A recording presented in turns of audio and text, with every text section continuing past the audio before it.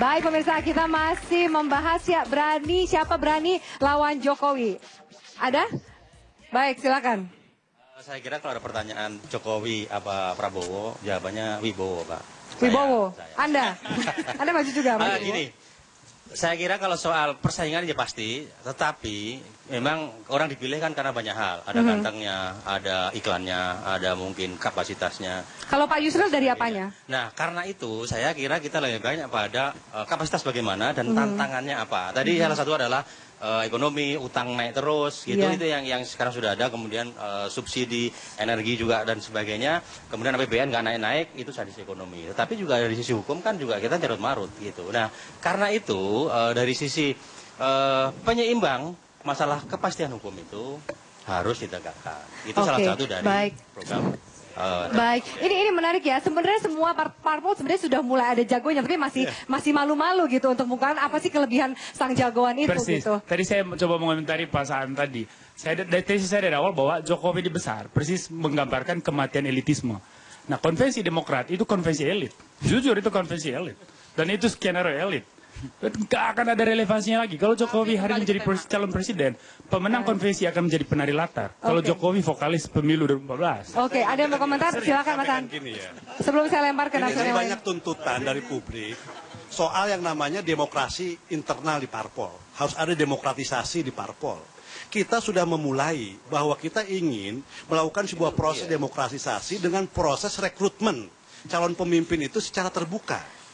Dibuka. Ini salah satu anggota komite, dibuka. Ya, tapi pertanyaannya kenapa dibuka setelah SBY nggak bisa nyapres lagi? Kenapa nggak dibuka di tahun 2009? Baik. Kita tanya dulu yang ikut juga konvensi, Mas Ali Basku, silakan. Setelah itu baru komite, setelah itu. Nanti dulu. Oke, jadi gini, berikan kesempatan rakyat untuk memilih. Jadi ada waktu 8 bulan. Andaikan memang Mas Jokowi itu yang terbaik, itulah anak terbaik untuk bangsa. Tetapi jika ada 3 hal yang harus dipadukan, 1 popularitas, 2 kapabilitas, dan visinya bisa menjawab masyarakat ini, dia yang terbaik.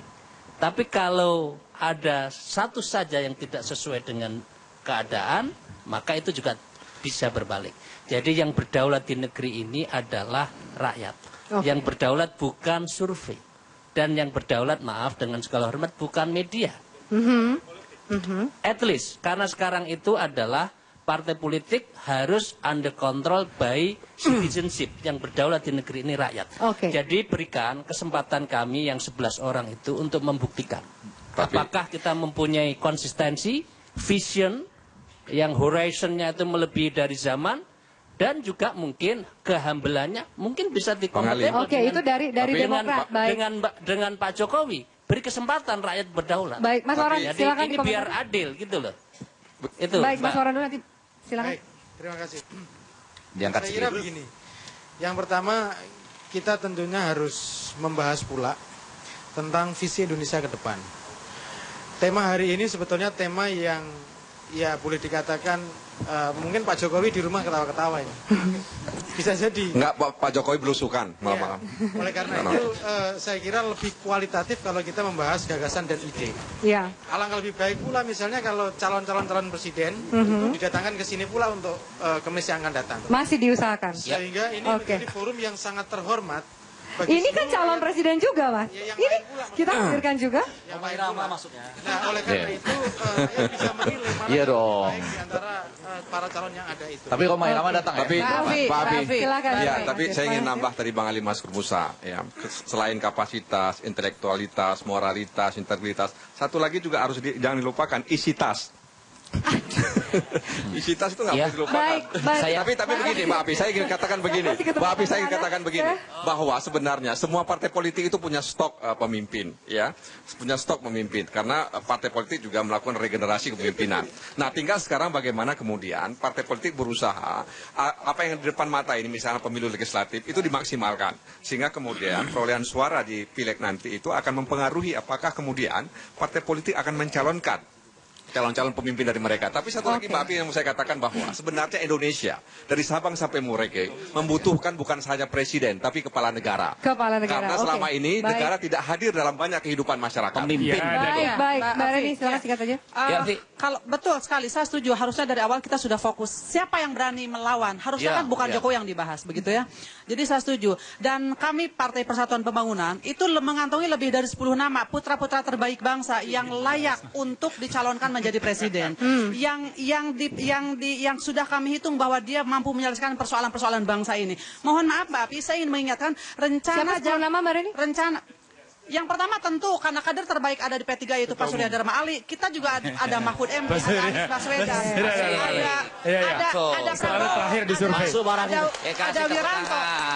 Loh, saya ingin menyampaikan, maksud saya ingin menyampaikan mendidik kepada masyarakat. Kita punya putra-putra terbaik begitu loh. Tapi kan begini Mbak, kita juga kan tetap menjunjung tinggi rasionalitas. Kemungkinan jika kita tidak misalkan tercapai kepada dan gini Mbak, persoalan bangsa ini tidak akan selesai oleh satu kelompok, oleh satu golongan. Perlu kebersamaan. Harus kebersamaan. Oke, sebentar Mas Rifah. Kalau PAN berdasarkan hasil rakernas mencalonkan Bang Hatta Rajasa pertama. Nah ini sudah mulai berani untuk menyebut nama. Ini kita tunggu. Kemudian yang kedua, persoalan capres ini juga tidak terlepas dari hasil survei. Karena hasil survei yang saya katakan tadi itu sangat menentukan terhadap posisi undecided voters. Suara yang belum memilih itu akan sangat terpengaruh secara signifikan terhadap hasil lembaga-lembaga survei. Karena kalau tidak, maka kenyataannya itu belum tentu, Mas. Persoalan visi, persoalan misi dari capres seakan-akan itu hilang lepas dengan adanya popularitas, likabilitas dan elektabilitas. Ini problem kita sekarang. Itu dari Pan. Nasdem? Dari Nasdem? Kalau kami tentu saja kita ada mekanisme lah ya.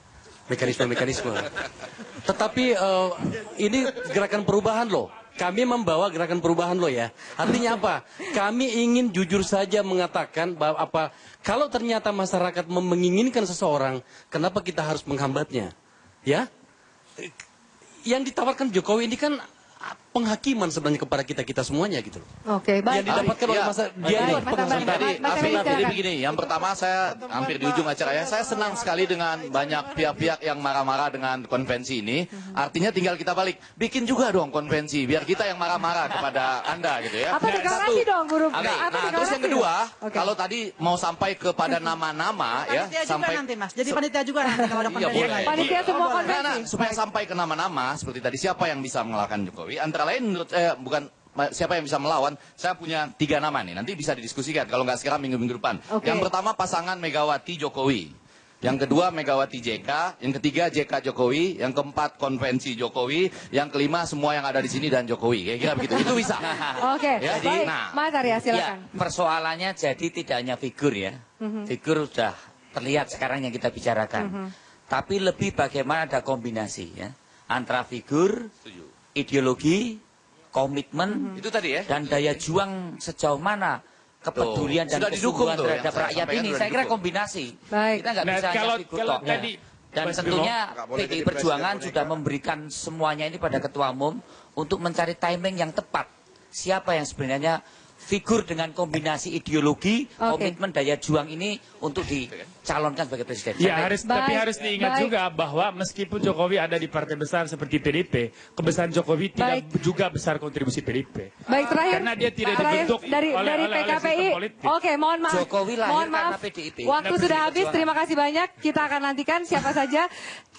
Waktu sudah habis, terima kasih banyak. Presiden boneka hadir. Kita akan lihat bagaimana masing-masing parpol akan bekerja keras dalam 2014 dan memberikan pilihan yang terbaik bagi masyarakat. Terima kasih banyak atas kehadirannya para narasumber dan teman-teman audiens dan pemirsa. Anda bisa follow Twitter kami di @4_Indo. Atas nama kerabat kerja yang bertugas, saya Afir Malik undur diri. Sampai jumpa.